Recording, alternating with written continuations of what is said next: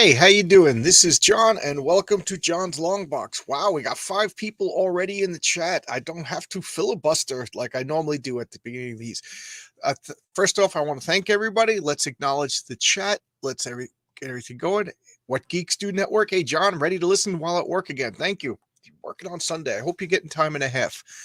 We got Haldir in here. How you doing, Haldir? And thank you for what you said yesterday. He said he's going to back my book on the first day. That was nice. Thank you so much. Gray Wolf, how you doing, Gray Wolf? We got just Kevin Ryan. You may think he's somebody else, but he's not. He's just Kevin Ryan. He's not 2 people. He's not 3 people. He's 1 person, and that person is Kevin Ryan. We got Marcus Kellegrew over here. How you doing, Marcus? The moderator with the, I don't know, I was trying to think of a cool alliteration. The Marvelous Marverator. How's that? We'll do Marvel. We got, Kevin Ryan again. I thought it was a different name. And that seems to be everybody in the chat. How do I look? How do I sound? How's everything? How should we start? I was getting ready to filibuster, but then there's a bunch of people in the chat. So first off, let's do a little bit of a website news. So I have a meeting tonight at 7:00 with people helping me do my comic, and depending upon how this meeting goes, we will be launching sooner than later. I don't want to give dates. I don't want to give dates because then people hold you to dates and then people get mad. One thing I learned, moderator with an alligator. Here you go. Phineas T. Filibuster. Yes. Here we go. Marcus is already selling. Thank you. Get the Heroic Tales beer glass. Only $20 postpaid at John's Long. Yes. Here is the glass. Look at that. Look at that. Heroic Tales. That's going to be the logo for the comic, and that's the chest emblem for the Patriarch, the main hero of issue number 1, or the only hero in issue number 1. So what was I saying? Oh, so I'm having a meeting today at 7:00 with two other people to discuss the logistics of launching this comic, and we'll see how that goes. Also, I have a variant cover, and I have a classic comic book artist that's drawing the cover, and he had a setback. There was a death in his family and everything. Life gets in the way. Things. People die, and my sister died almost on the same day. So it was a setback for both of us, and we're back on track. So things were set back, and things are bouncing back. Things are looking good. What else do I want to say? I don't know what else to say. I'll say hit the like and subscribe buttons. Like and subscribe. It's really funny, Marcus. You made me think of this. But these pint glasses, the first time I showed them off, these cost me $7.50 each to make. These are quality. These are real beer glasses that you would find in an actual bar. These aren't just cheap knockoffs. These are real quality. You can feel it. It just feels cool. The dishwasher safe, hand wash safe, and everybody was like telling me that because it's $7.50, so I'm charging $10 each, but I got to charge $10 for shipping and handling. If you come to my house and I put it in your hand, it's $10. And everybody's like, that's too cheap. That's too cheap. That's too cheap. And nobody was buying them. So I was like, it doesn't matter how cheap or expensive if nobody's buying. And then all of a sudden, in the past 6 days, people are buying them. So thank you, everybody. Thank you so much. I guess it just took a couple of days for it to sink in, for the desire to creep in. Sorry to hear about my. Thank you. It was kind of a shock. My sister wasn't too much older than me. She was always in bad health, though. Okay, so I don't want to dwell on that. I'm not asking for sympathy. I'm just saying, my variant artist. And let me ask you this while I'm talking about it. Do you guys like variant covers? I'm not a fan of variant covers. I'm also not a fan of PDFs. And we'll talk about that before we start. I don't know. I find variant covers to be a blatant cash grab. But, let's face it, we got to make cash. And if I don't make enough money, they won't be an issue too. Let's be realistic. That's dims the brakes. So I eased my conscience. I went to a couple of artists. Some of them were not eager to do it, but they were willing to do it, but they charged too much than I was willing to part with. And then my I don't want to start giving numbers. That's mean. But I got a classic comic book artist, Pat Broderick. How's that? I got Pat Broderick to draw a variant cover. He said he'll be done in 2 more weeks, and I will definitely be showing that off. I don't know about you guys, but I've been a fan of Pat Broderick for, oh my God, since nearly my first comics. I got his work on Captain Marvel, the old Marvel comic. So this is my deal. I want to do, Fund My Comic is going to have the Pat Broderick cover.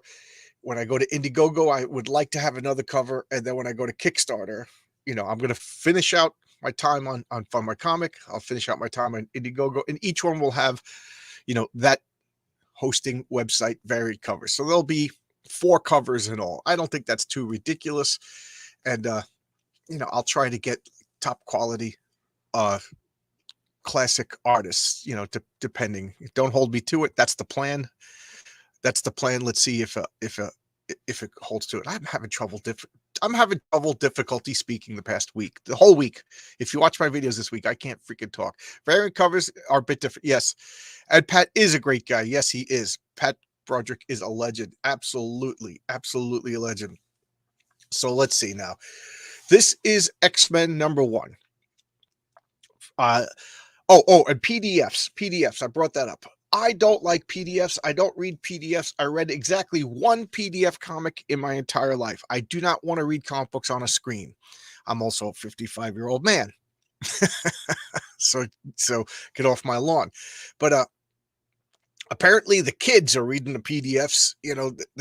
They have a cell phone that's their entire record collection. They have a cell phone that's their entire comic book collection.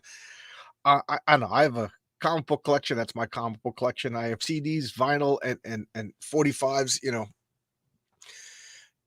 Yeah. I'll take it suggested for cover art. Yes, if you want to suggest somebody, whether or not that can happen or not is a different story. But anyway, I read 1 PDF because I had somebody coming on my channel and I didn't have any of their comics, and I try to read all the comics before they come on my channel so I don't look like a doofus. And I liked the comic so much I bought the comic. So that was it. I read it out of necessity, but I didn't want to have a digital tier on my campaign, and people are convincing me otherwise, that it's free money, and a lot of international people who are interested, and they say, maybe they'll buy the PDFs, and when issue 2 comes out, they'll, I will be offering issue 1 again, catch up tier. They'll pick it up. So, I guess it's just the nature of the day and the age. There are some novelty value in variant covers. Might be nice to have a version that has all the covers and layers for a higher price, but I don't exact. Oh, like one, you open it up and it's another cover, and you open it up and it's another cover. Is that what you're saying, Dark Cat? That's interesting. Never thought of that.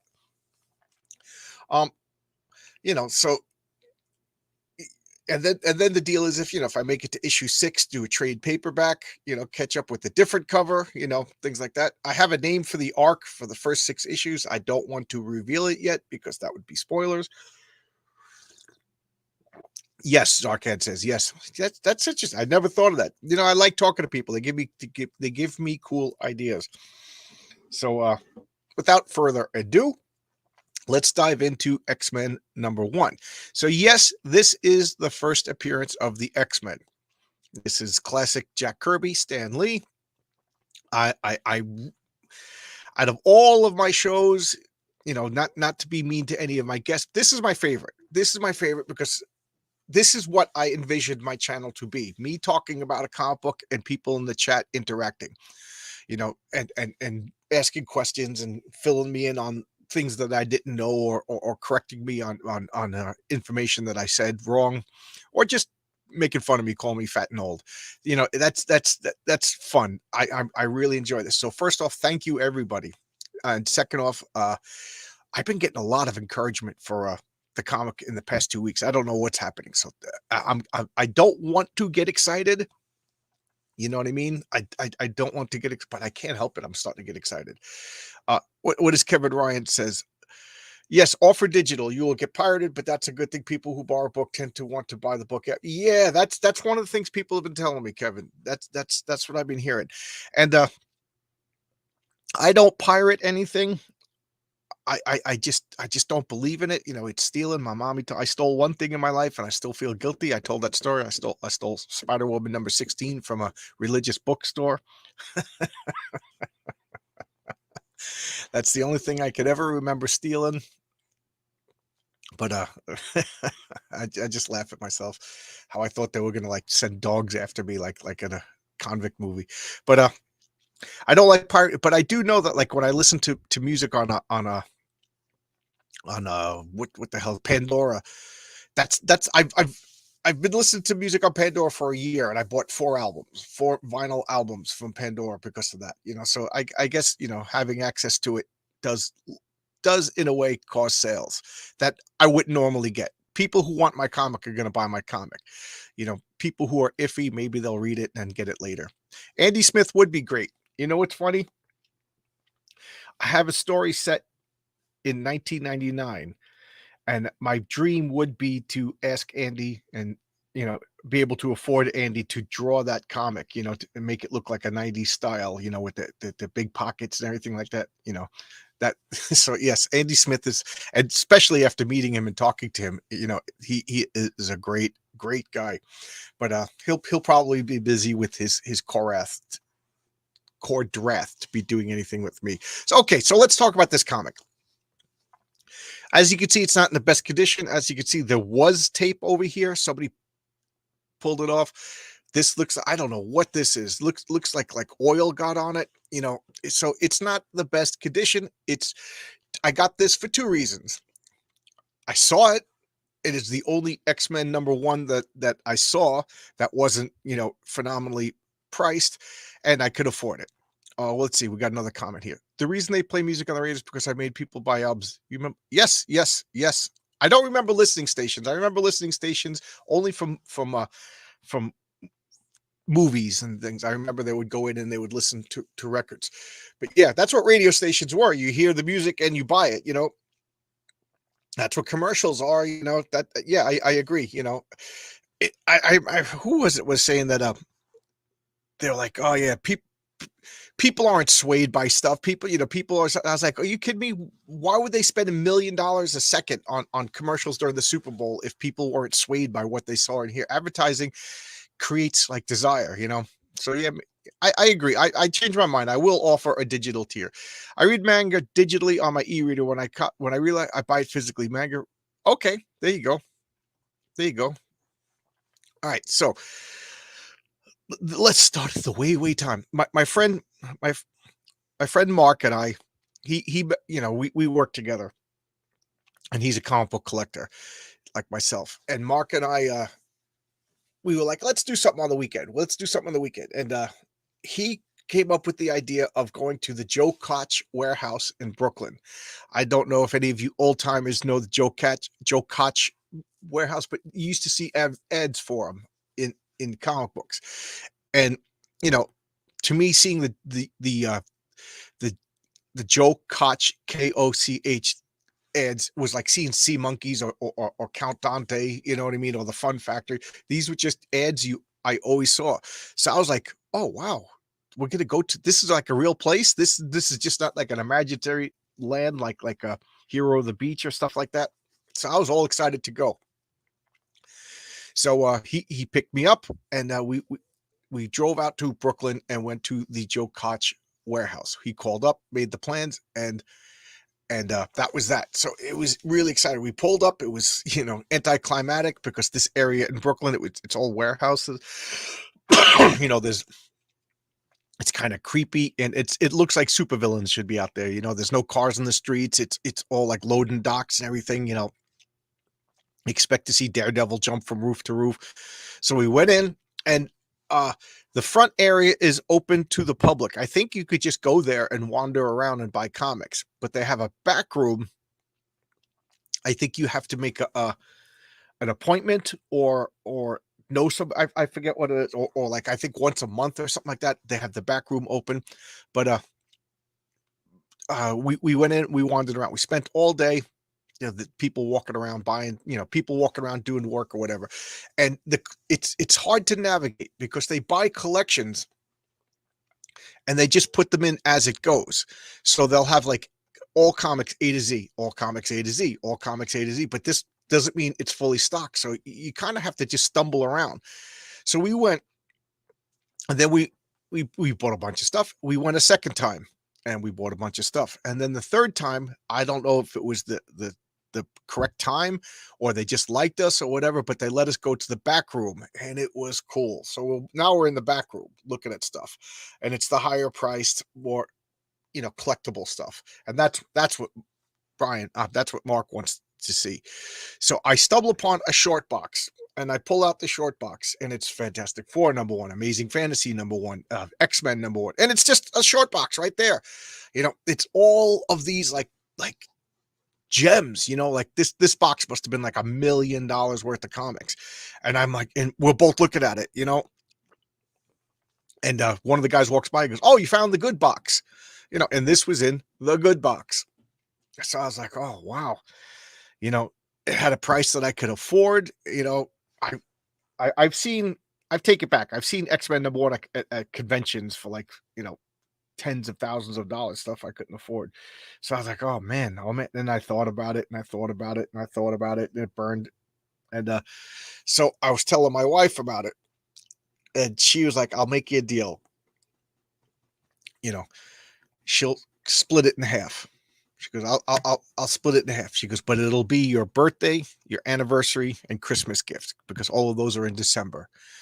And then the other half I'll pay." I was like, "You got it. You got it." So, she gave me her half the money, I half the money, and I went there.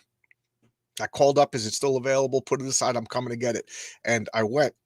And it was funny because they let me, "Hey, go get it." So I went all the way in the back, pulled out that box, Amazing Fantasy, Fantastic Four, Avengers #1, and pulled out X-Men because it's back of the box, alphabetical, and I walk up and they're ringing me. And then the snotty kid behind the counter, well, not behind the counter, I'm literally in their office ringing it up. And he says, "I can't believe you're spending so much money on a comic book." And I was just like, "What? Like, you really saying this to a guy?" And he's like, and I said, "Well, kid," I got real snotty back. I said, "I can afford it. I have a good job." And he was like, he just like looked at me, and that was the last time I went. I really should go back. I should call up Mark. We would go there, and then we would go to a place called Defara. It was a legendary pizzeria in Brooklyn. When I had uh, Jim Palmiotti on the channel, we talked about going to Defara's. It's still there. They sold it to somebody else, and according to Jimmy Palmiotti, it still tastes the same. But it was just an old man, and he would just make. He was the only one who made the pizzas, and I think his daughters did everything else, and probably granddaughters, because this girl is too young to be this old timer's daughter. And you would wait hours because he would just slowly make the pizza, slowly. Like, I'm talking, he must have been like close to 90 when I went there. It was good pizza, but I'm not going to wait hours upon hours for pizza for anybody. All right, let's check out the comments before I open this up. Pete Rock was where I left off. "I listened to tons of new music on Spotify last year. I bought about 10 CDs. Yeah. X-Men, the shoes are optional. Well, they just can't fit on Hank McCoy the Beast. Everybody else has got shoes, and you'll see that Iceman, that's the only thing he's got. Masks are mandatory. Yep. Joe Koch is still there. Yes, I was just saying I'd like to go back. You got an email from Joe personally, or you're in like a chain? "I think the smaller creators offer digital, but the bigger ones don't. Shipping to foreign countries." Yes.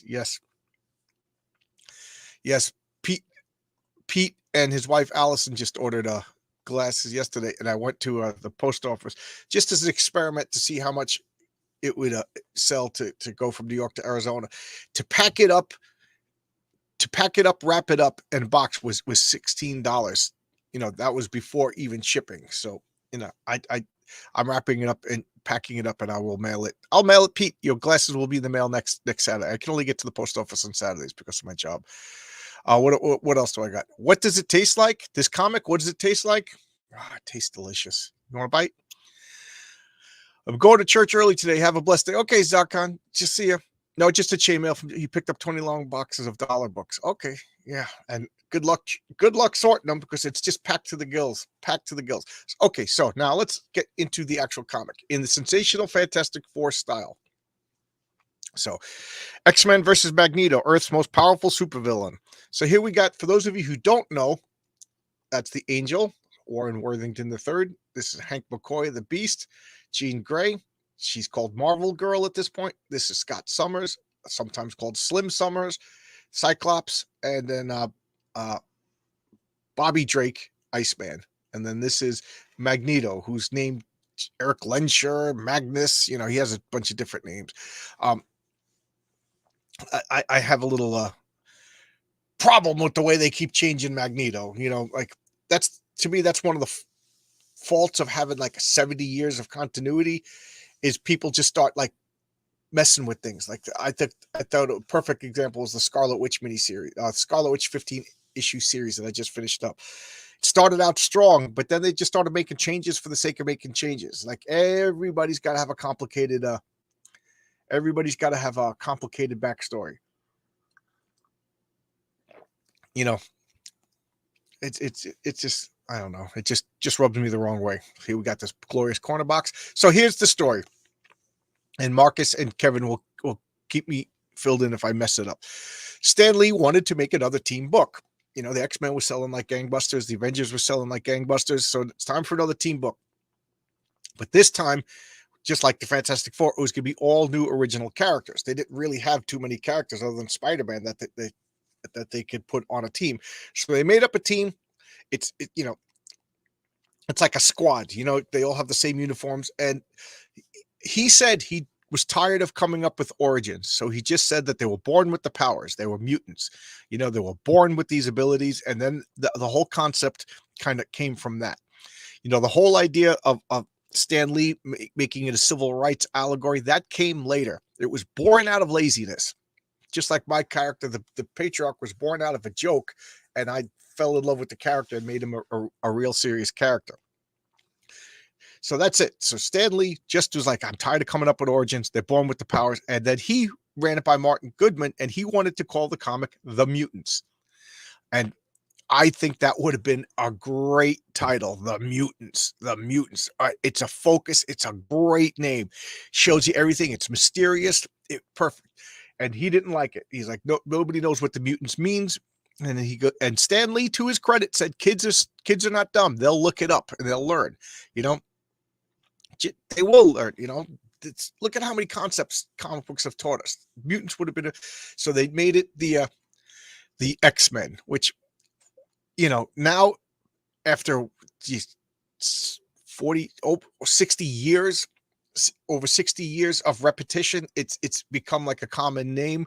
But I still, when you think about it, I don't like the name the X-Men, especially when it could have just been the Mutants. Oh man, it's one of those things that bothers me.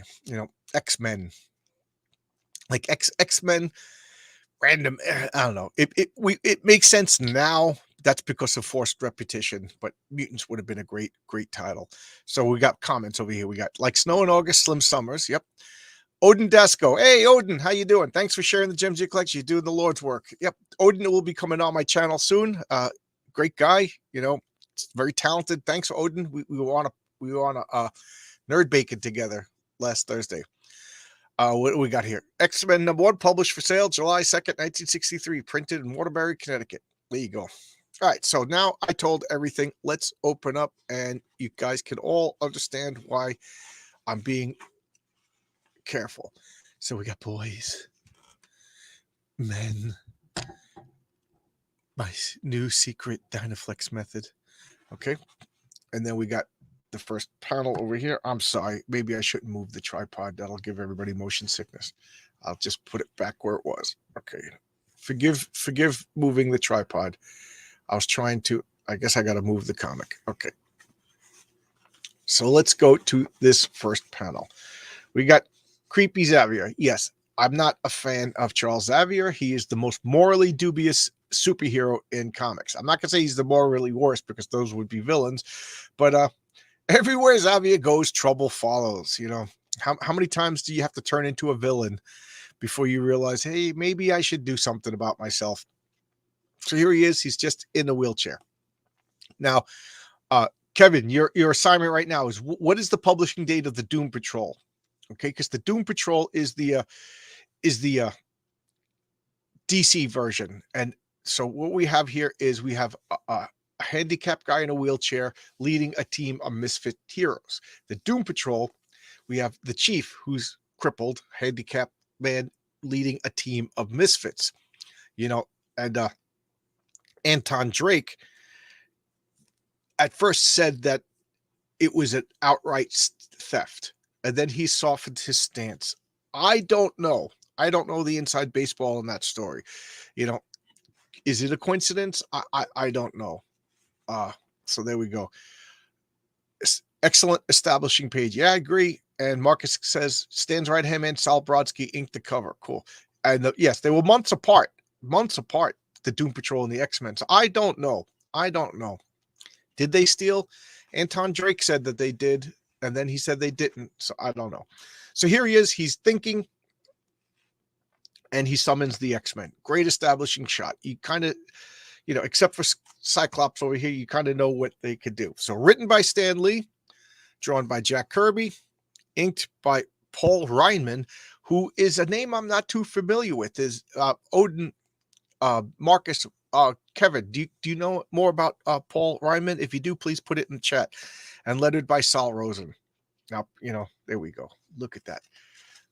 And I love this frosty version of Iceman. You know, later on he became more crystal, and I think that, you know, of course that's a design choice. They came up with a better design. Maybe the other design was easier to draw. I don't know. But I like to think of it as he wasn't yet in control of his powers, and the more he got in control of powers, the more it like crystallized. Same with Johnny Storm. He was more like loose flame, and then later on he became like tight flame. I just love that. Here we go. I knew Kevin was going to pop it up. My Greatest Adventure. That's the first Doom Patrol published April 18th, 1963. Possible X-Men were stolen. Yeah. It is possible, you know, but I don't know. I'm not there. Yes, Odin. Paul Reinman is one name I don't recognize. Yeah, and he's, you know, and it's a shame because he's the inker for the first X-Men. As far as I'm concerned, he's one of the creators, and I don't even know his name. So here we go. What are they doing? They're being creepy, and they're tilting Xavier's chair back. And here's the thing. I said Xavier for years. Xavier. And then, you know, I wasn't familiar with the name Xavier. I didn't know it was until I heard. And then when I moved out to Albuquerque, the kid next door to my girlfriend at the time, the kid's name was how did he say it? Javier. You know, so how do you guys pronounce it? Oh, I'm sorry, I'm moving this freaking tripod. How do you pronounce it? Xavier, Xavier, or Javier, you know? But that's the way the kid next. So I started calling him Javier, you know, but then, you know, you want it to be tied into X-Men. So, you know, I still say Xavier sometimes. So here they are. What are they doing? They're bickering. We got the Thing and the Human Torch dynamic over here. If it works once, keep it going, right? And then, you know, so he's freezing the big lummox over here. What's the question with Paul Reinman? What else has he done? And is he given X-Men credits for creator credits? I mean, inkers really aren't, but, you know, the guy did ink the first issue of the X-Men. How long was he around? It's the one name I don't recognize. So here they are fighting. And, oh, okay, here you go. Marcus tells us. Paul Reinman was a Kirby inker and penciler since 1940. Okay, yeah. You know, I don't claim to know everything. So here we got, look at this establishing shot. The backgrounds are minimal, you know, and I'm starting to wonder if maybe this was a rush job. so which to me is lending credence to the fact that it was lifted, because look at the backgrounds. The backgrounds are nothing. You know, just this whole 2 pages. There's no backgrounds. Look at that. And where are they? They're in the danger room. They're doing, look, even the colors are mistaken over here. You know, the beast is spinning around. They're doing the I'll get rid of my banner over here so we could see better. Yeah. How's that? Is that better? You know, he's jumping around, and this is minimal X-Men Danger Room stuff. This is, you know, before all the laser beams and everything like that. And so each one is getting, what are they doing? This is just showing us their powers. We know that the beast is agile and strong. Also, to go against type, he's also super intelligent. So, you know, there you go. That's the beast. Now it's the angel's turn. As I scarily turn the page. I love this. This is supposed to be school, but boom, fire.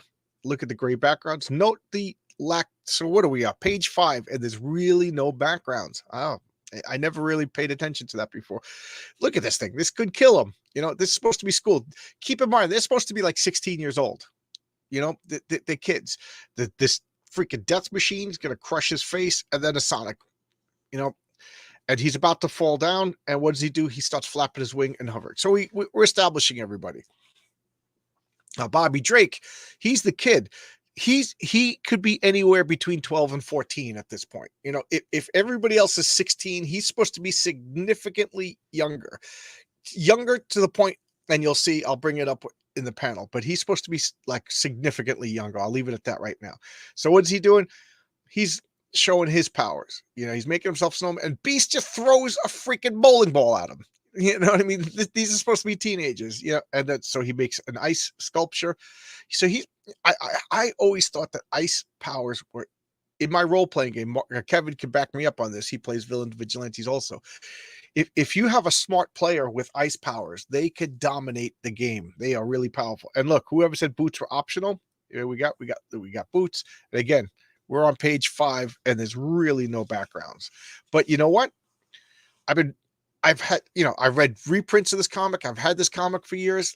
You know, so I've read X-Men #1 many times between my copy and reprints. I never really noticed the lack of backgrounds because it was established so well, and they're in a big gym.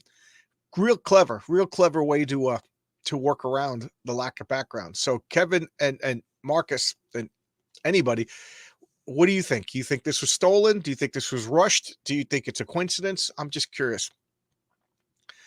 Ryman last worked for Marvel in 1974 on Spider-Man. Did he die? Did he pass away? I'll be fine. It'll be fine. If Einstein gets hit with the bowling ball, will physically numb the pain. Yeah. Will he physically numb the brain concussion too? So now, you know, the Beast is showing off, and now the last one. This, and to me, Cyclops is the only one with the non-intuitive name. Beast. Oh, as I hit the tripod. If your name is Beast, you kind of know, like bestial, animal-like. Angel, you know he's got wings, but if you hear somebody's name Angel, it's like, do they have like light powers and stuff like that? Which he does not. So an Iceman, that's just right on the nose. But Cyclops, what the hell does Cyclops do? So he shows you right over here, this panel. I want to read this. Slowly, silently, Cyclops adjusts the small lever on the side of his head shield. As he does so, his eye visor opens wider and wider until, blam, he shoots a laser beam. Now, keep in mind, Cyclops had to do this. He had to physically turn knobs to shoot his blasts. So that's something that, like, it became like a hindrance to him. And then the Beast is physically blasted into the wall, and now he's breaking Iceman out of a cage, or not a cage, a cube. And again, page 7, no backgrounds, just red. He's breaking them out, and then he zaps them. And now they're just roughhousing. So they're just playing. And then Xavier just commands them all to stop, and they stop. And boom, over here is the first real background. Or the second real background. The establishing page on page 1 had a background. So here they are. And what are they doing? They have a new mutant, a new teammate. You notice Jean Grey's not here. So this is the debut of Jean Grey. I do like this. It sets it up. And again, true to Marvel tradition, this is set in the real world. This is Westchester County. I know Pete, Allison, and Kevin are familiar with New York. I don't know if everybody else is familiar with New York, but I this is the way I describe it. So New York is kind of triangular. This over here is Long Island. This is the rest of New York. Over here is Manhattan. And then if you go from Long Island, where I live, up the bridge, you hit the Bronx. Bronx is one of the 5 boroughs. Then once you hit past the Bronx, there's Westchester. Westchester is, everybody has big lands. There are big mansions. There was, like, back in colonial times, there was plantations. It is a beautiful, beautiful place to live. If you live up in Westchester, you're one of these, like, when you have your coffee, you extend your pinky. Like, you can't see it, but you extend your pinky, and you say the word indubitably a lot. Yeah, that coffee was indubitably a good cup of coffee. And now they're pulling in here and they're introducing her. And here is the introduction of why there is the name the X-Men. What kind of school is this, sir? I have a right to know, which is creepy. This girl just got driven up into school. I never thought of that before. She's supposed to be 16 years old. So she's a 16-year-old girl. She's just been driven up to school, dropped off. Her parents didn't say goodbye. They didn't care, she's just, like, summoned into the school. What kind? And I don't even know where she's going. The X-Men mansion is in northern Westchester. Yeah, there's like an exact address for it.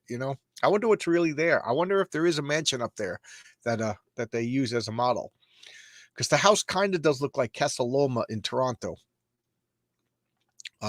In New York, you say "hoi peas." I don't get that. I don't get it. Okay, but so he said, what kind of school is it? I have a right to know. How creepy is that? A 16-year-old girl was just dropped off into a school with, this freaky bald guy, and she doesn't know. I think you already suspect, Miss Grey. You see, I could read your thoughts quite clearly. This is like the beginning of a horror movie. And I know all about your unusual talent. You, Miss Grey, like other 4 students at this most exclusive school, are a mutant. You possess an extra power, one which ordinary humans do not. That is why I call my students X-Men, for extra power. And then he introduces them all, and nothing calms a 16-year-old girl who was just dropped off at a freaky mansion with a cripple who could read mind, than a big lumbering guy in a purple suit. So that's Hank McCoy, better known as the Beast. Bobby Drake, nicknamed Iceman. Slim Summers, our human Cyclops. And Warren Worthington III, who is the Angel. Warren, you see Bobby Drake is physically shorter. And, we got some backgrounds over here. So now, what is she doing? She's, I always wondered, is she, like, looking at herself in a mirror right over here? Like, is she fixing her makeup? Like, I don't know. Like, I guess today that would be her cell phone taking a selfie, but I don't know. And here they are. They're all being like, they're all hitting on her. They're dogs. They're all just hitting on her. And what is Scott? He brings over a chair, and she's like, never mind. I'll get the chair. She's showing off her power. So she's telekinetic. Keep in mind, at this point, she doesn't have telepathy. And this is one of the things, it's one of those geeky things that drives me nuts. When my brother Michael, who's not really into comic books, he'll be like, yeah, Professor Xavier was using his telepathy to stop bullets. And I'm like, oh, telepathy is reading minds. Telekinesis is stopping bullets, and Xavier doesn't have telekinesis. He's like, yeah, whatever. He was using his telepathy to stop bullets. I'm like, you can't use telepathy to stop bullets. It's just one of those things that drives me nuts. So at this point, Jean Grey is at her weakest. And this is something that I always like, that training makes your powers better. Superman started out at a certain level and he got more and more powerful. The X-Men started out at certain levels, they got more and more powerful. We all know how powerful Jean Grey got, but she's opening a book and she's just sitting there and she's moving stuff. And he's like, oh, I skipped a panel that I wanted to talk about. Okay, right here, right here. Okay, you see this? Because we got a new student, an attractive young lady. Okay, so we got the old creepy Xavier already talking about the 16-year-old girl as an attractive young lady. And keep in mind, he's the teacher talking to the other students. I don't know. I was a school teacher. I would never introduce the new student as the new hot chick. So strike one on Xavier right there. And at this moment, sign up for Heroic Tales. This is my Substack. It's what it is. It doesn't cost you anything. I will not spam your information. You just sign up and you're on an email list. And whenever I got news about my comic, I put the news about my comic in two places: in the community notes of my YouTube channel, you know, and then I put it in Substack, and then I also put it on Twitter. You know what I mean? Like, so it's just it's extra safety net to make sure that everybody gets information. I do not spam you guys. If anything, I'm getting heat for not sending a lot of messages. What does this say? I don't remember where I heard about your channel, but what a cool listen while making breakfast. Hi from Ohio, Idaho. Thank you, Crenshaw. That is such a nice thing to say for two reasons. It's nice to get complimented, and it's nice to see a new face. Thank you so much. That was that. I know it sounds corny, but it does. It makes my day. So here he is, the principal and teacher of the school is telling all the other guys that a hot chick is coming. So what are they doing? Wow, you're right. She's a living doll, a redhead. Look at the face and the rest of her. You know, right to the teacher, and he's just sitting here. All of a sudden, I'm in no hurry to graduate from this place. And then this is what everybody points out to say that Bobby Drake was always gay. Girl, big deal. I'm glad I'm not a wolf like you guys. He's supposed to be like I said, between 12 and 14 years old. I don't know about you guys, but when I was 12 and 14, you know, I loved girls, but you didn't want to admit it. It was embarrassing. You didn't know how to deal with your feelings, you know. So she's using her powers. Back to this, and now he's talking about, like, is it just me or is his brain getting bigger and bigger? You know, he's staring at Jean Grey, and something on him is getting engorged. And again, look how sparse all the backgrounds are. All the backgrounds are sparse. So we got this was 1963, not 2024. We're all perverts compared to the people back then. Yeah. Yep. They were perverts too. They just had a little bit more tact, you know, I think. So now Beast just comes out and just kisses her, you know. And then what does she do? She defends herself. Woo, woo, this is embarrassing. And then throws him down on the chair, you know. So now he say, you know, I hope I wasn't too rough on the poor fellow. She talks like like a 40-year-old woman when she's supposed to be 16. And now he tells the premise of the story. And he's, you know, we got to protect mankind from evil mutants. There are plenty of evil mutants. That cuts to right here, the first appearance of Magneto. Magneto, I just love this. He's got the power of magnetism, but he dresses like the devil. I love it. And again, I can't help but talk about superhero and supervillain code names. Magneto. Do you say Magneto or do you say Magneto? And I always hate O names. Like, I'm a robot. I'm Robot O, Laser O, you know, Fire O. I always like Toro. I hate the name Toro. You know, the original Human Torch's sidekick. I always hate when but Magneto is one of the exceptions because there is a Magneto. A Magneto is an electromagnetic engine that creates like magnetic forces. So there is a word Magneto, but you know. But I just love this. He's dressed in like lavender and red like the devil. You know, he's just the devil. He's Oreo. Yeah, well, Oreo's not a superhero. Magneto. Yeah. I don't know anybody who says Magneto. And I heard someplace, I'm probably mistaken, but I heard someplace that Stan Lee preferred Magneto, but whatever. Like the band Live, it's supposed to be live or something like that. Shut up. All right, so we're going to Magneto. Now I'm confused, and you know he's doing his evil machinations, and what's he doing? He's releasing his power, and I don't know. I just love these wavy little lines. He's waving, and he pulls down this test missile and throws it in the ocean. And the American military is just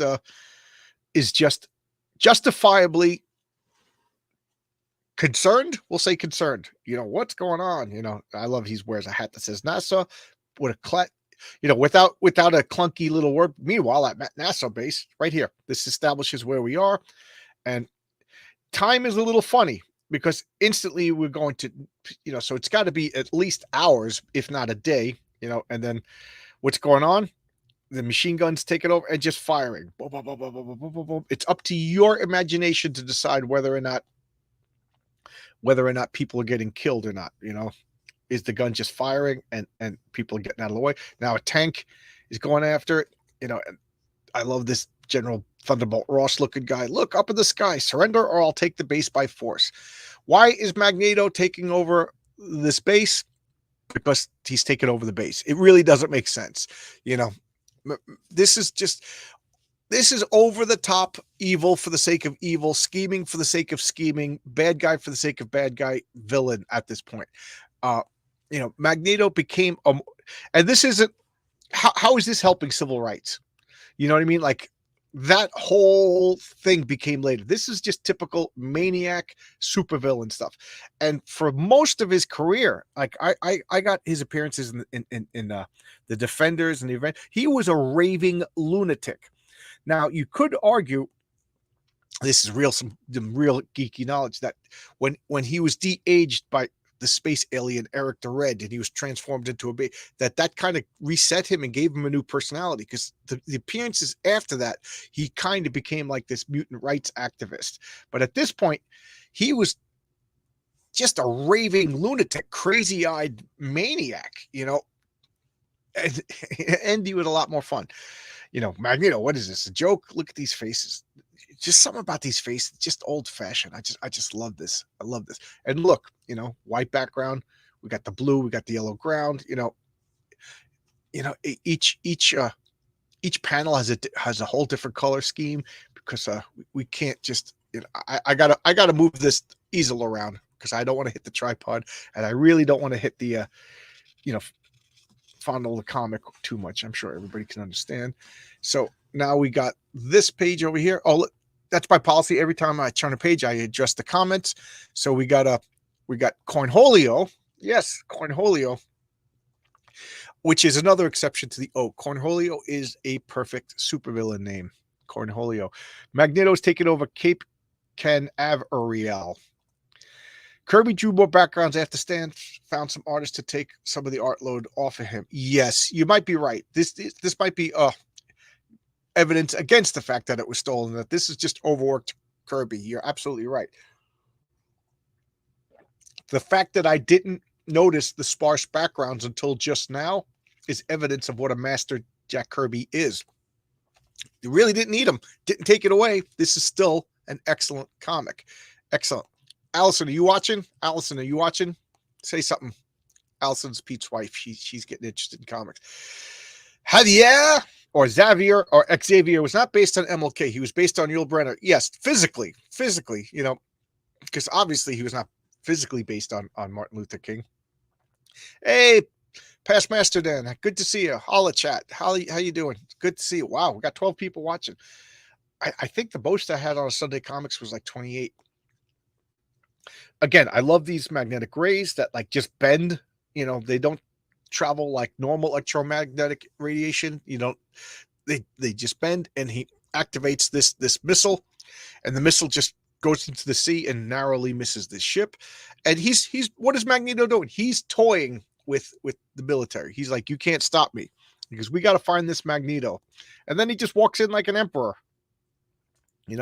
He's using his magnetic abilities to stop their guns. And then we have this horrific toy. Do you guys have children?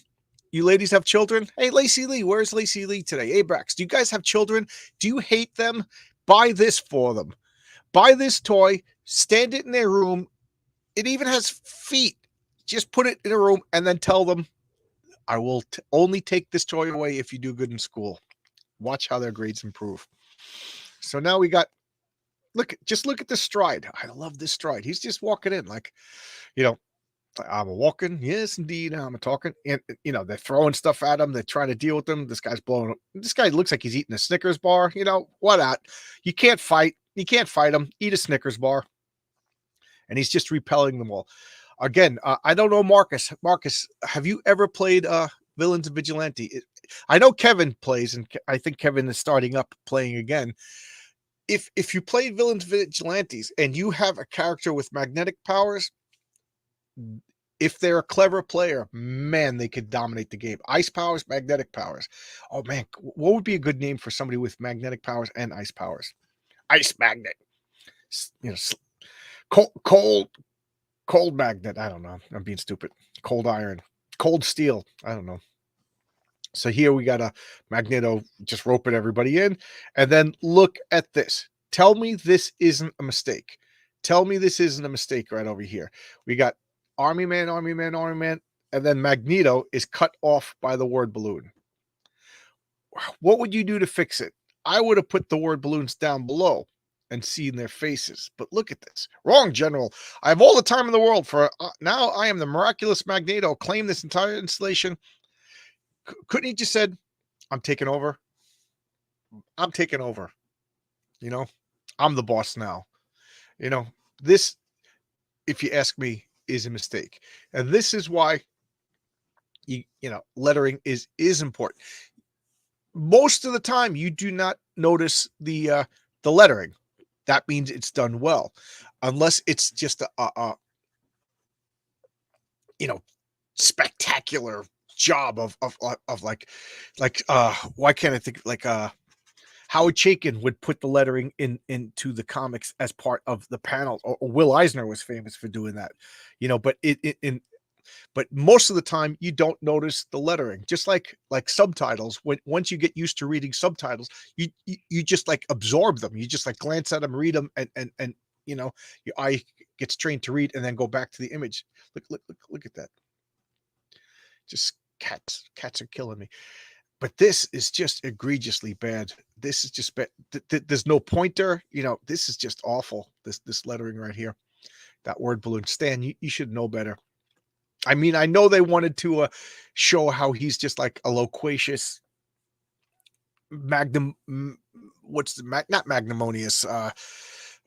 There's a word I'm thinking of. Just a crazy villain, but like, not madcap, but like. I don't know. There's a word. I'm sure somebody will put it in the chat, but this is just horrible. And then we got, they're in this magnetic field. And then we got, looking just, I love this panel. Just, I will menace you. And then we got Jean Grey checking herself out in her new costume, and then look at these creeps are over here spying on her. Did they watch her get changed? That's up to you. That's one of those things that you could fill in the blanks, Meanwhile, in the dormitory room. So this is her dormitory room. Yes. Oh my God. I never made megalomaniac. Thank you.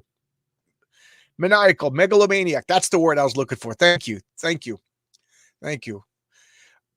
And I will adjust some of the comments when I change the page. But look at this. I never really paid attention to this. Meanwhile, in a dormitory room at the world's most exclusive private school, Jean Grey is absorbed with her reflection in a full-length mirror, the reflection which reveals the new. So they're in her dormitory room. This is freaking creepy. These guys I could forgive because they're all 16-year-old boys. And I don't see any women in the chat. Maybe they are. If they are, I'll let you know. There's not much a 16-year-old boy would do to there's not much a 16-year-old boy wouldn't do to check out a hot redheaded girl. Honestly, again, can a girl like have any privacy around here? Hey, gorgeous, we were just passing by. Yeah, in your dormitory room. I don't see them. I don't see a door over here. And then Xavier interrupts, and and Bobby's there. Bobby's there checking out the girl. Bobby's there checking out. I just like to point that out. He said what he said because a 12 to 14-year-old boy is uncomfortable. Like, I don't like her. I don't like that girl. Girl, that's the way they are. And then Xavier, who is, this presence that's always this omnipresent. He's just commanding them and they go in. I never saw the professor like this before. Well, you met him yesterday. So he did, and he's like, we got to go defeat Magneto. Yay, yay, bo, yay, bo. Action at last, gang away. And I love that. He's putting on his boots. And I'll turn the page and I will address the comments. So, where were we? Where were we? Yes, we'll start here. Buy the Heroic Tales beer glass, only $20 postpaid at PayPal, John's Longbox. Look at that. Have beer like a patriarch. Drink like a superhero. Magnet Snow. Yeah, that's yeah. Ice Force. Ice. Attract to ice. Proof the X-Men were not ripped off the Doom Patrol. Amazing Fantasy 14 has a story where a mutant with telepathy recruits a young mutant named Tad Carter. Wow, I didn't know that. Wow. Wow. Is that reprinted anywhere, Kevin? I would love to read that. That is a real impressive piece. And what year, when did that come out? Do you have a date for that? That is cool. Magneto really showed how powerful he was in Chris. Yes, absolutely. No doubt about it. He's really powerful. And also, I love Magneto. Just a great villain. A great villain. A little bit to what is that to? Creepy? Talk about creepiness? Yeah. Megalomaniacal. Yes, we addressed that. Hit the like and subscribe button. It's like Porky's. You know, it's funny. You know, it's funny. About a year ago, I watched Porky's for the first time in forever, you know, and I was just like, oh my God. If watch Porky's, within the first 10 words, it's the N word. You know, it's really shocking for so many reasons. Yay, boy, true believers. Yeah, yay, bo, yay, bo, yay, bo. I'm going to change the name of my channel to the yay, boy channel. That too. Okay. So this is always the stuff that kind of I thought was funny. You know, Warren Worthington's having his cake and eating it too, because he looks like a normal, good-looking, rich kid, and then he takes off these real baggy pants and he's got wings. And now, so he's able to hide his wings. You know, they're driving out in this old-fashioned Rolls Royce. You know, they get the base, and now that they're taking over the base, it's covered with the magnetic shield. You know, and then this kid shows up. 16-year-old kid just shows up. With all due respect, General, I represent the X-Men. Perhaps we can help. You know, and he's like, I love this response. Look, we're having enough trouble with one guy in a cornball costume. What are the X-Men? No time to explain. I'm just going to do stuff, you know, and now they're all showing up. So I love this. Cyclops shows up. Iceman runs by. These guys are shivering. Angel, you know, the Beast is leaping over people. And Jean Grey, sorry, boys, I'm in a hurry. This is the easiest way to click. You know, she didn't have any training yet. All she did was lift the book, you know, and now they're trying to get through. So what does he do? Note he's putting his hands to his earmuffs. Why? Because he doesn't want to hear Magneto cursing. You know, Scott's a good boy, and he's blasting away with his. He doesn't have eye lasers. He doesn't have heat vision. It's concussive force. I know a few times it got messed up and they showed him melting an eye beam, you know, but it's been established getting hit with Cyclops' blast is like getting smashed in the face with a ton of brooks. Tad Carter sounds like Patriarch's wannabe sidekick. No, but he doesn't have a wannabe sidekick, but there is Jack Carter.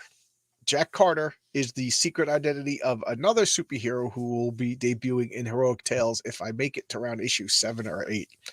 And I picked that name specifically because there's, you know, John Carter, Warlord of Mars. There's Randolph Carter from H.P. Lovecraft, the Silver Key. And then there's Jack Carter, who may or may not be descended from them. Okay. Good morning. Oh, okay. People saying good morning. I like that. Marvel Age 104 reprints The Man in the Sky for Amazing Fantasy 14, the X-Men prototype. That is really cool. Is that a Jack Kirby Stan Lee comic? You know, or is that Steve Ditko? Oh, that would be Steve Ditko if it's an Amazing Fantasy. That is really cool. Good to know. So what's he doing? He's blasting this with full force, and I love this. The Magneto is exerting will on the force field, the magnetic shield, and it's physically knocking him down. You know, it is. I love that. So they're already in battle. Cyclops is in battle, and right now he already overpowered Magneto. Now, I love this kind of comic book debate. does this mean Cyclops more powerful, or was Magneto overconfident and underestimated? You know, that is just so cool. Look the body language. I love that. So now the X-Men, we got this panel of them in full force, and Magneto is now, he's just, note that he's not using his magnetic powers over here. So maybe Cyclops really did like overwhelm him, you know, and he pushes the buttons and now missiles are coming out. And now we got, you know, Grog grows his own tail. Grit. Anybody? Marcus, Kevin, did you guys ever sell Grit? Odin, do you ever sell Grit? Past Master Dan, ever sell Grit? Oh, what do we got here? Before I turn the page, we got Carter Hall is a real Virginia plantation where John Carter comes from. Also a brand of pipe tobacco. And Hawkman, yes. Oh, okay, cool. I forgot that Carter Hall was Hawkman. Yeah, but you're right. Yeah, so remember, you heard it here first. You know, when Jack Carter debuts, I do use the pirate ships to read all comics. I use the pirate sites to read all comics, like Amazing Fantasy 14. Yeah, oh, Marvel Age 104 reprints. I got to look at. I think I might have that. Oh, what is this? I skipped this. Top right panel. Top right. Oh, so this panel. Yes, it is good. Jack Kirby is amazing. Amazing. My older brother did something similar. To what? Your older brother did something similar to what? Your older brother also defeated Magneto with concussive force beams. I understand Richie Rich's dad made all his money selling Grit. I wish I sold Grit. I might have a nice bag with. Yeah, I know. Look at that. This bag of money could be yours. You know. Yeah. Oh, you wish you sold Grit. Yeah. You sold Grit. I made when my channel started out, I was like goofing on Grit a lot, and then somebody, I forget who it was, told me that Grit was extremely popular in rural areas. It was like, you know, a magazine for like non-city areas, I guess, places that didn't have newspapers or whatever, or maybe it was more like, I don't know, rural news, who knows. And look at this. This is the cover to Amazing Spider-Man #4, first appearance of the Sandman. This is just awesome. Look at that. That is so cool. Nothing could stop the Sandman. What a great I don't know. I just love this. Yeah, just a great cover. All right. What do we got here? I'm high. Cut me some slack. I did not sell Grit, but I sold some American greeting cards and the seed. Oh, you sold the seeds door to door. The only thing I went door to door for was candy. I went to a Catholic school, and we would have like candy drives every once in a while. So now we got these missiles, and they're going after the Angel, of course. And what does he do? This is his time to show off. I really like your boy Zach Richard T. Meyer, what he says in his comic reviews, that every superhero whose name is on the cover has to have a moment to do something cool. Cyclops already defeated Magneto for a second. You know, it's just that the X-Men were inexperienced. They could have rushed in and taken him out. You know, so now Cyclops did something cool. Here's Angel's chance to do something cool. What is he doing? These missiles are coming. He's they're following him, the heat-seeking missiles, and now Iceman, perfect team up. Look at this blue panel over here, a purple panel over here, and he just throws like ice grenades on them and knocks them out. You know, and then the Beast, he gets to do something cool. He grabs the missile with his feet, and now Jean Grey does something cool. She telekinetically throws it into the water, and look at this Magneto looming over here, seething. Despite their seeming youth and experience, they are mighty antagonists. I must never again make the mistake of underestimating them, but I shall prove to be their master. And look at this. Just look at this. Tell me that's not megalomaniacal pose over here as the Iceman comes flying over. And again, super minimal backgrounds.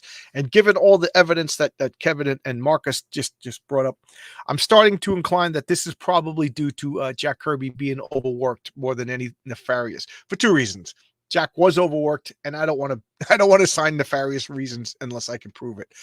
And look at this. Look at this machinery being assembled around the Iceman. I mean, around Angel. Just awesome. Awesome. Okay, turning the page. And then we got Cyclops being cool over here. I love this. Don't congratulate yourself too soon, Magneto. I see how easily I can remove your magnetized junk with my energy beam. And again, give a couple of issues to cement their powers. Is I don't think they said it was a concussive force just yet, but you know, it's so cool to be a concussive force. It in the Villains Vigilantes game, this is a power blast. It's just like getting hit with a rocket mortar. Um, Complete thoughts are hard. Tell me about it. Words coming out of my mouth are hard. Difficult. Nothing can stop the Sandman. How about 3 cups of espresso? Fire turns Sandman into glass. Yeah, how many times did the Sandman turn into glass? And then what, he like slowly heals back into normal. Megalomania is a great description of, yeah. Magnomaniacal. How's that for a villain? Magnomaniacal. We just created a supervillain together. How about shooting Sandman with the fire hose? Works on Electro. Yes. Yeah. For those of you who don't know what he's talking about, if you look at my community notes, I talked about defeating electrical villains with blasting them in the face with water. Oh, here we go. Magnetomaniacal. Yep, here we go. I did we come at the same time? Did he come before me? So now he's blasted. And look at Magneto's hiding, because he has this ability. It's funny because he basically has the same power as Jean Grey. Jean Grey just has like a lesser version. Or Jean Grey has a greater version because she could telekinetically manipulate all matter, whereas he controls magnetism, which it seems like the same. It's just picking up things, but he could only pick up for ferrous metals, but it's also electromagnetism, so he could use it for other effects. He could basically create lightning bolts and things like that. So I guess spray him with water, that'll knock him out too, because he's basically electromagnetism. And I love this. He's sending the rocket fuel out. Iceman does something cool. He shields them all, and he's like, they must be dead. Must be dead. And look at this. Just he's like the devil walking through hell over here. Cyclops blasts out, and look, boom, boom, right in the face. Boom. Or actually, no, he shoots him right in the dick. So that means that Cyclops was looking at his dick. That's what that means. Cyclops was looking at Magneto's dick and blasted him right in the dick. So he had enough of this. He's gonna get the hell out. And I do love this wavy lines. They can't get through. And where'd he go? He escaped. It's such a classic. He escaped and is like, sorry, we got your base up. And they're shaking hands and then they're leaving, because the military guys don't want to just stand around and examine and get questions of these masked people with powers who they have no information. Just let them go. But it was an innocent age. Sergeant Fury and his Howling Commandos. Note that Nick Fury has 2 eyes at this point. The original legend of Nick Fury, he was not scratched in the face by a stupid cat. He was shot with the last bullet fired in World War II, hit him right in the eye. And supposedly the bullet went in, and it's still in his head, and it's messing with his brain to the point where he's like on the borderline losing his cool, losing his temper at any given moment. That is a cool story, not a cat scratched his eyeball out. And then we got I'll teach. Just give me one evening. I'll teach you to hypnotize. And what do you do when you hypnotize? You get hot chicks. You hypnotize hot chicks. I'm telling you right now, there's only one reason any boy wants to, because this is for boys. There's only one reason boys want to hypnotize: to get hot chicks to obey their every whim and desire. Let's be honest. And here we got auto repair, toy soldiers. What do we got here? Oh, is this the seed catalog? Oh no, this is cards. And that is X-Men #1. And let's address the comments. Megalomai. Okay, I already said that. How about shooting? Yep. Okay, what's this? 2 Polish superheroes would negate magnetic. 2 poles containing a magnetic field. Yep. At least you're using science. Sign up Heroic Tales. Yep, that's my Substack. Again, I will not spam you. Happy Sunday, nerds. Hey, RJ, how you doing? Thank you. Oh, or if you're Jean Grey, you convince. Yes, yes, that's the current fan theory that Jean Grey later developed telepathic abilities, and and mind control and everything like that. And they're saying that she switched his personality. Okay, and everybody's saying hello. So there you go. This is X-Men #1, approved by the Comics Code Authority. My wife and I went halvesies on it, and that was a great gift. I always make sure that she gets the credit. People always ask me, how does your wife feel about all this? Well, my wife chipped in, and together we made X-Men #1 affordable for me. Again, it's not in the best shape in the world, but like my Fantastic Four, it was in the best shape that I could afford. I'm a blue collar construction worker. You know, I as like I've seen one copy of Amazing Fantasy 15 in real life for $60, and it was in my comic book store when that opened, and I just remember thinking, "Wow, $60 for a comic book. Who would ever spend that?" Man, it was Amazing Fantasy 15, X-Men #1, and Fantastic Four #1. $60 a piece. Oh my God. I wish I had that. Oh my God. That's my time travel. That's my time travel. 2 times I'd go and buy Bitcoin, and I'd go and buy all of these comic books. It's funny because my friend Jimmy and I still play Villains Vigilantes, and his character, uh he got a time displaced 500 years in the future. So it was like a space faring adventure, and then they tried to send him back in time, and they missed, and they sent him back into 1961. So he's like trying to stay away from his parents and things like that, doesn't want to create paradoxes. And one of the things his character is doing is every month he buys a copy of every comic book, and you know protects them and puts them away. Because even in our fantasy superhero pretend world, we're still comic book collectors. In 1980, I had an option to buy X-Men #1 for $10. Too expensive. Yeah. I think it was around 1980 that I saw it for $60, which means it was probably in really good condition too. So there you go, everybody. As always, I will continue going as long as the chat will have me. Anything you want to say, anything you want me to address, anything you want me to talk about. Uh, I had an idea for the back cover of of a a Heroic Tales #1. So I didn't want the back cover to be black, and I didn't want the back cover to be an ad for another company. Let's see, do I have here? Okay, it's too precarious to mess with my stack of comics, but I just got I just got some crowdfunded comics, and their printing is really good. Um, why do I keep thinking they're here? Usually that's my intuition. But anyway, I'm not going to look for them now because I will knock over the stack of comics. But the printing was really good. But the back cover was an ad for the company that printed the comics. And if that made it like 60 cents cheaper. I don't want an ad for that on the back. I want extra art. So Renzo is currently as we speak, he's drawing the back cover for Heroic Tales #1. He showed me the rough pencils. It's gonna be awesome, and I will debut it as soon as it's ready.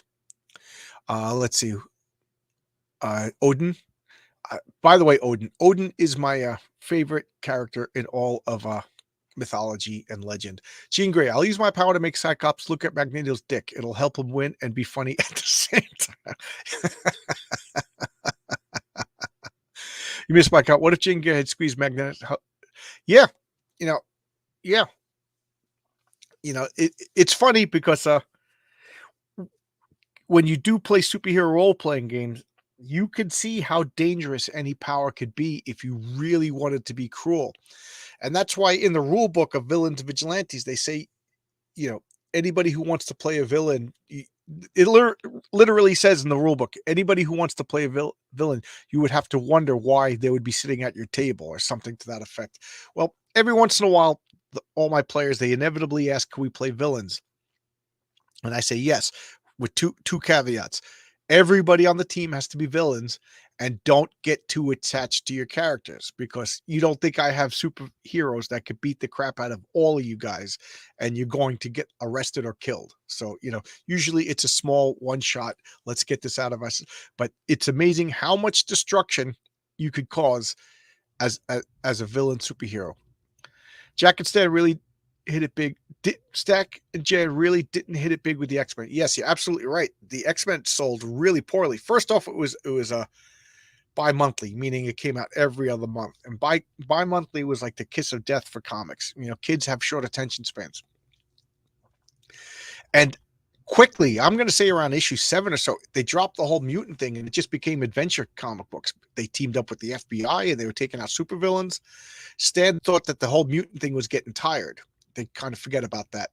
And then it was canceled, and it became a reprint title for a couple of years. And then it was brought back with Giant Size X-Men, and the rest is history. Yes, it was on the verge of getting canceled. I really do wonder why they turned it into a reprint rather than canceling it. Does anybody have a real world, reason for doing that? Cool if you could do 2 of these a week. If at night I could watch and not just listen like Friday. Oh, that's an idea. That's an idea. Okay. Sunday comics. What would I call it? So there you go, everybody. I got a lot to do today. I have a 7 o'clock meeting with people about the logistics of my campaign. I don't mean to be mysterious, but I kind of don't like to give out information until everything's confirmed.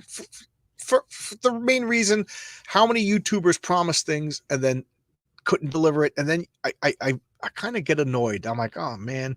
So I don't want to. That's why I say sooner rather than later, because I could always go, well, that was sooner than 10 years. What do we got here? Yes, keep shelf space. Yes, keeping shelf space why X-Men didn't get canceled. It didn't sell that badly. And Goodman didn't want to pay for production. Oh, okay. Yeah, that's kind of what I figured. Like, Marvel always had this, let's flood the shelves,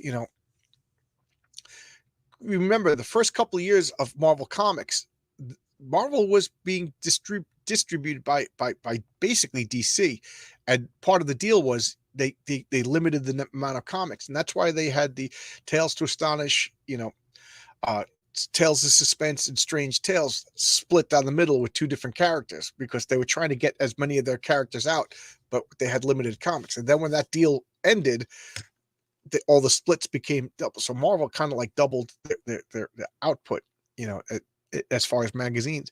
You got this. Thank you for the encouragement. Thank you. I'm trying to manage my expectations. I'm trying to manage my excitement. Because I don't want to get too excited. I definitely kind of err on the side of stoicism.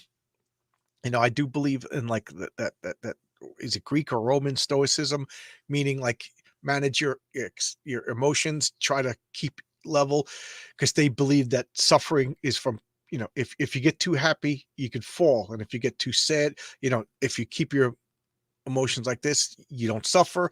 But that all that really means is you never experience joy. So, but I try to keep a little bit of that. And my phone's ringing. I will answer the phone in a little bit. And there we go. The X-Men selling badly is kind of a myth. I believe it because they put it into reprints. They wouldn't have done that if it was selling as well as the X-Men and Avengers and everything like that. And it was hard to find in my area. I don't know. The newsprint guys, they put comics in. The newsprint. If Fantastic Four didn't sell in my neighborhood, they wouldn't put Fantastic Four there. It was it was a true customer desire, customer response market.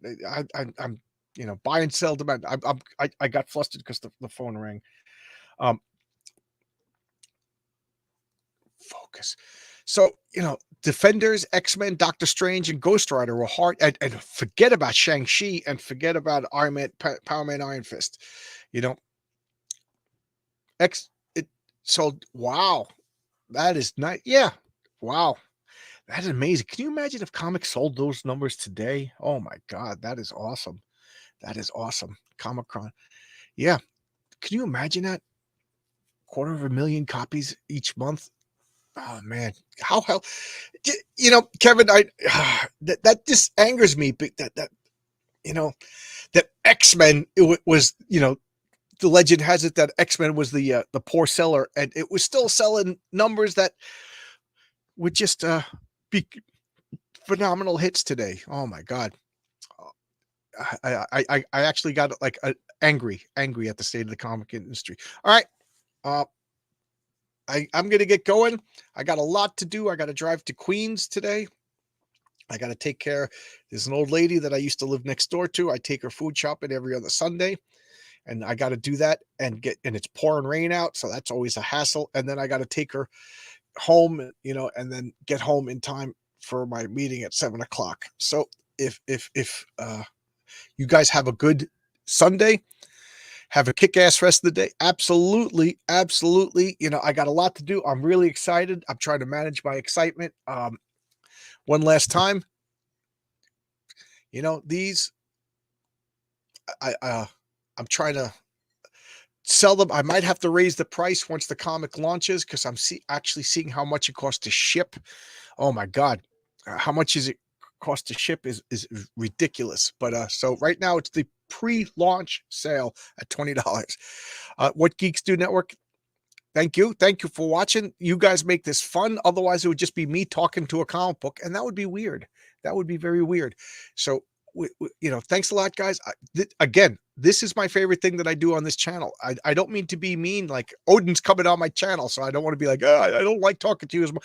This just to me is just it's so pleasant talking about comic books, focusing on a comic book, opening up the comic books. I got guys in the chat giving me information that I didn't know or had wrong. I just love this. This is so much fun. Nice. What are those? What are these? Why, RJ, you ask, and I made these glasses.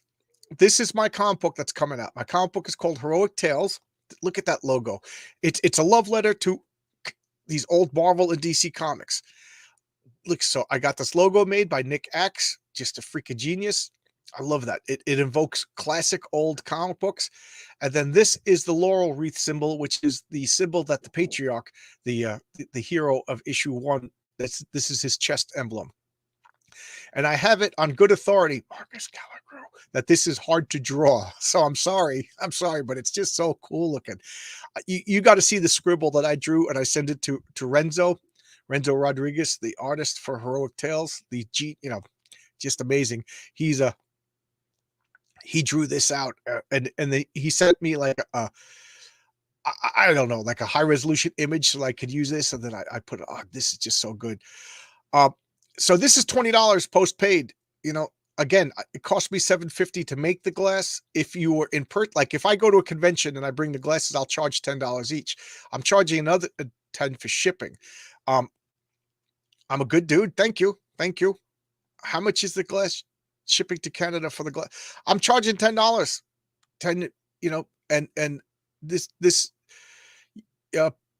John's Long Box, no, one long word, no apostrophe, at yahoo.com. I ship them on Saturdays. So if you buy one today, I can only get to the post office on Saturdays, and UPS is freaking expensive. So again, I'm probably, just for logistic reasons, I'm probably going to have to raise the price once the campaign launches. So I said $20. I'll ship them for $20. And I have a fantasy of on launch day, if people have the glasses, we'll all fill it up with a beer, hit the button to launch, and we'll all have a beer at the same time. I don't know. I could dream. And I showed it already. That's bitchin'. Patriarchy. How dare you? Yes. How much is shipping to Canada? I'm paying $20. I just feel guilty sending more. I mean, even if I ship it to Colorado, even if I ship it to Canada and I don't make any money, I'm hoping all of the other ones is that, if I ship to New Jersey or something like that, I hope it balances out in the wash, as my father used to say. Yep. I'm in Colorado. I don't know why I didn't think of that. Okay. You didn't think of Colorado? I got the reason why X-Men went to Marvel's just and they dropped the book and they risked losing the street. Oh, I gotcha. That makes total sense. I got it. That totally makes sense. Thank you, Kevin. So there you go. Um, that comic will be launching sooner rather than later.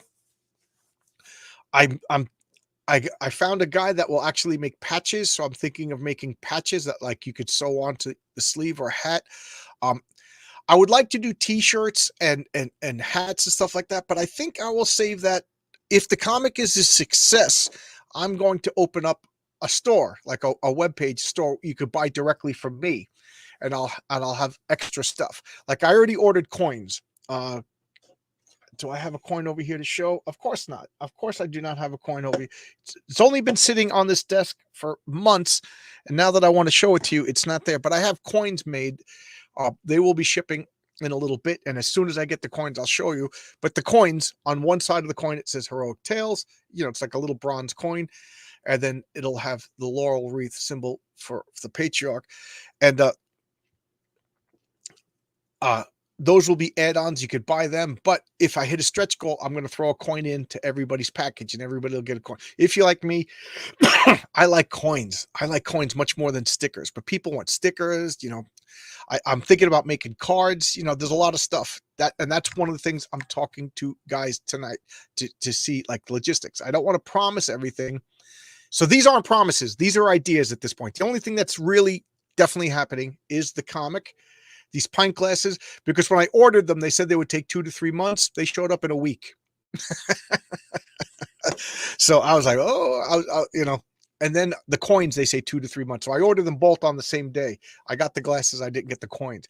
T-shirts, patches, stuff like that. That is all ideas, things I would like to do, trading cards, things I would like to do. Tonight is the time I'm talking with pros about whether or not this is feasible or not. Okay. How much is shipping to Yonkers? Uh, that's who lives in Yonkers? Do you live in Yonkers? I thought you lived in North Carolina. I should have showed that because Colorado. Oh, comic book fans love beer. Oh, yes. RJ, what comic do you have? Give a shout out to your comic. Shout out to your project. I see that image looks really cool, and I'm sure I already know, and I'm sure my crazy brain has forgotten. There's only one important stretch goal. All right, so there you go. This is X-Men #1 by Jack Kirby, Stan Lee, and we will sign off. It's been an hour and a half. Thanks a lot, and I really do have a lot to do today, and I love this. Thank you for the kind words. Thank you for the encouragement. I despite my conscious effort to manage my excitement, I am getting excited. Okay, thanks a lot, everybody, and I can't wait for you guys to tell me what I did wrong with the comic book. I can't wait till EVS has a trash cast with my comic book on it. I can't wait to get crazy people telling me my comic book sucked. I can't wait. This is gonna be so much fun. Okay. Oh, thank you. Go. I'm glad I got this. Call sign Orion, edited by Mike Barron and currently be drawn by Luke Stone. Excellent. So you're gonna be on Fun My Comic also. Give me a shout out when your launch date, and DM me. Send me a message. To come on my channel. Let's talk your comic. All right, let's talk. You know, I'm not jealous. I want everybody's comics to sell good. Hell, if X-Men could sell 250,000, you know, we you know, my comic can sell 250,000, your comic can sell, but altogether we could sell 250,000. There's a market for this. People love comic books. Yes, RJ, you know, you know, again, I love talking to people about comic books. I don't particularly love talking about drama, but I want drama in the comic book. Were the X-Men spying on Jean Grey getting changed? That kind of stuff is fun. Can you squirt a hose at Electro and short circuit him?